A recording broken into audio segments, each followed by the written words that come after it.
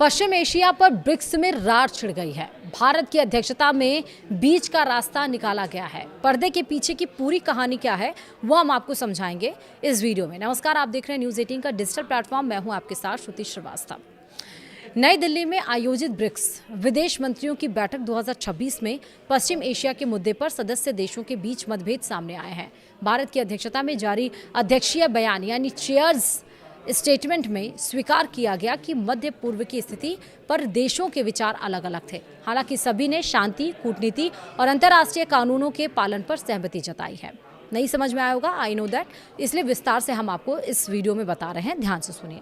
दरअसल 14 और 15 मई 2026 को आयोजित ब्रिक्स विदेश मंत्रियों की बैठक एक बड़े कूटनीतिक मोड़ पर समाप्त हुई। भारत की अध्यक्षता में हुई इस बैठक में उम्मीद की जा रही थी कि पश्चिम एशिया यानी कि वेस्ट एशिया और मध्य पूर्व के संकट पर एक साझा बयान आएगा। हालांकि जमीनी हकीकत कुछ अलग रही और सदस्य देशों के बीच इस संवेदनशील मुद्दे पर गहरी असहमति देखने को मिली। नतीजतन एक साझा घोषणा पत्र की जगह भारत को अध्यक्षीय बयान और आउटकम डॉक्यूमेंट जारी करना पड़ा। इस दस्तावेज में स्पष्ट रूप से उल्लेख किया गया कि पश्चिम एशिया की स्थिति को लेकर सदस्य देशों के बीच अलग अलग मत थे। यह बयान इस बात का संकेत है कि रूस, चीन, भारत और हाल ही में शामिल हुए नए सदस्यों के बीच क्षेत्रीय सुरक्षा और हितों को लेकर खींचतान जारी है। तो वहीं ब्रिक्स देशों के बीच आखिर किन मुद्दों पर पेच फंसा हुआ है वो भी समझिए।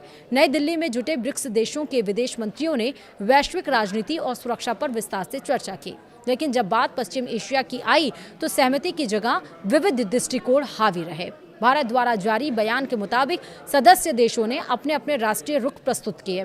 हालांकि सभी देशों ने इस बात पर जोर दिया कि वर्तमान संकट का समाधान संवाद और कूटनीति से होना चाहिए। संप्रभुता और क्षेत्रीय अखंडता का सम्मान करने पर तो सब राजी थे, लेकिन संकट की जिम्मेदारी और उसके समाधान के तरीकों पर विचार अलग थे।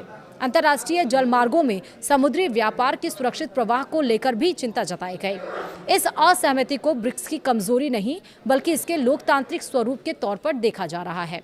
भारत ने अपनी अध्यक्षता में रिजिलियंस, इनोवेशन को ऑपरेशन और सस्टेनेबिलिटी की थीम रखी है। अध्यक्षीय बयान में कहा गया कि सदस्य देशों के बीच मतभेद के बावजूद सभी ने भारत की अध्यक्षता का पूरा समर्थन किया। बैठक में संयुक्त राष्ट्र यानी कि यूएन के ढांचे में सुधार और इसे अधिक प्रतिनिधि बनाने की मांग को फिर से दोहराया गया।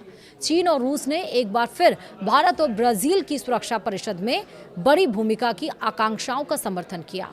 बैठक में गाजा पट्टी और लेबनान की स्थिति पर गहरी चिंता व्यक्त की गई। तो वहीं मंत्रियों ने अंतर्राष्ट्रीय मानवीय कानून के उल्लंघन की कड़ी निंदा की है।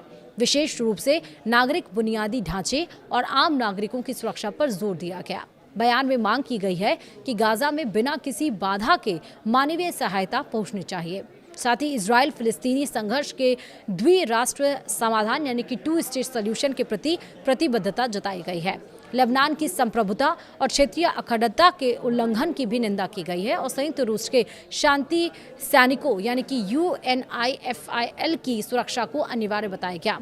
ब्रिक्स देशों ने वैश्विक शासन प्रणाली में सुधार की अपनी पुरानी मांग को फिर से सुधार दी है। मंत्रियों ने ब्रिटेन वुड्स संस्थानों यानी कि IMF और वर्ल्ड बैंक में बदलाव की आवश्यकता जताई ताकि वे उभरती अर्थव्यवस्थाओं का सही प्रतिनिधित्व कर सके। डिजिटल पब्लिक इंफ्रास्ट्रक्चर यानी कि DPI और ग्लोबल सप्लाई चेन को मजबूत करने पर भी लंबी चर्चा हुई है। सदस्य देशों ने माना कि एक ध्रुवीय दुनिया की जगह बहुध्रुवीय व्यवस्था ही भविष्य की चुनौतियों का समाधान कर सकती है। इसमें ग्लोबल साउथ की आवाज़ को बुलंद करना सबसे बड़ी प्राथमिकता रही। बता दें कि भारत में 22 अप्रैल 2025 को जम्मू कश्मीर में हुए आतंकी हमले की कड़ी निंदा भी की गई, जिसमें 26 लोग मारे गए थे। मंत्रियों ने स्पष्ट किया कि आतंकवाद को किसी भी धर्म या राष्ट्रीयता से नहीं जोड़ा जाना चाहिए। इसके अलावा साइबर अपराध, मनी लॉन्ड्रिंग और टेरर फंडिंग से निपटने के लिए आपसी सहयोग बढ़ाने पर सहमति बनी। डिजिटल युग में फैल रहे डीप फेक और मिसइन्फॉर्मेशन को भी सुरक्षा के लिए बड़ा खतरा माना गया। ब्रिक्स की यह बैठक 20वीं वर्षगांठ के ऐतिहासिक अवसर पर हुई। इसमें पहली बार नए सदस्य देशों की सक्रिय भागीदारी दिखी। हालांकि पश्चिम एशिया पर असहमति रही, लेकिन ब्रिक्स ग्रेन एक्सचेंज की स्थापना और ट्रॉपिकल फॉरेस्ट फॉरएवर फैसिलिटी जैसे नए प्रस्तावों ने भविष्य के लिए एक सकारात्मक एजेंडा सेट कर दिया है। वीडियो में इतना ही। नमस्कार।